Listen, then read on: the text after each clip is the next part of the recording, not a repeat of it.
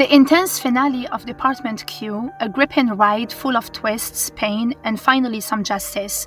If you followed the story from the start, you know this wasn't just another crime drama, it was about trauma, guilt, and the long shadows of the past that never really go away. At the heart of Department Q is Carl Mork, a detective haunted by a failed operation that left his partner paralyzed and a younger officer dead. That guilt has been eaten at him, and for a while, Carl was just going through the motions. But being put in charge of Department Q, reopening old cases, ended up doing more than just getting him back on the job. It forced him to face the past, including his own mistakes. By the end, Carl gets shot again, but this time he doesn't feel like a failure. He tells his family he was a policeman today, and that line hits hard. It means he feels like he finally did something right, something that mattered. He saved Merritt, he brought down Lyle, and most importantly, he found himself again. The cold case that kicks off everything is the disappearance of prosecutor Merritt. For 4 years, she's been locked away in a hyperbaric chamber by Lyle Jennings, a deeply disturbed man with a dark childhood and twisted sense of justice. Lyle believed Merritt was the reason his brother Harry died, but in truth, Lyle was projecting his own guilt and obsession onto her. Harry tried to protect people from their abusive mother, from Lyle himself, but in the end, Harry died trying to do the right thing, and Lyle couldn't handle that, so he twisted the story in his head until Merritt became the villain.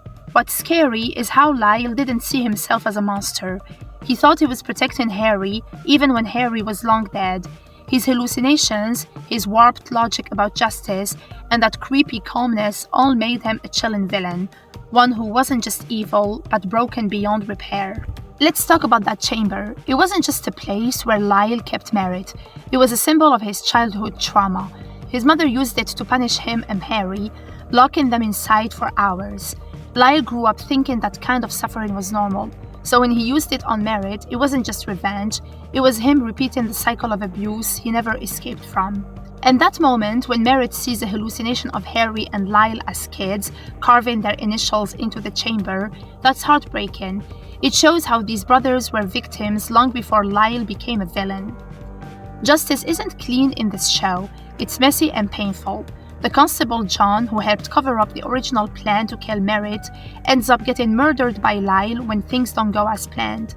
John wanted it to look like an accident, but Lyle kept Merritt alive for punishment, for obsession, maybe even for companionship.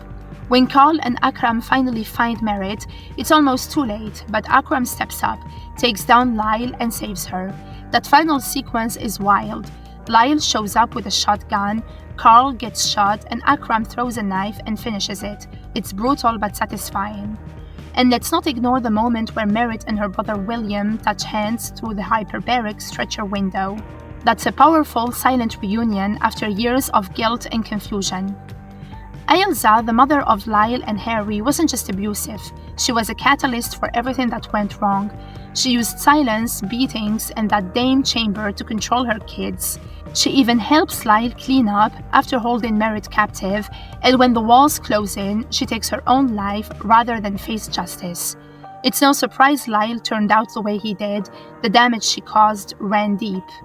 After the dust settles, Merritt survives and decides to take William back to Moore to spend time with their father. She's moving forward, finally free.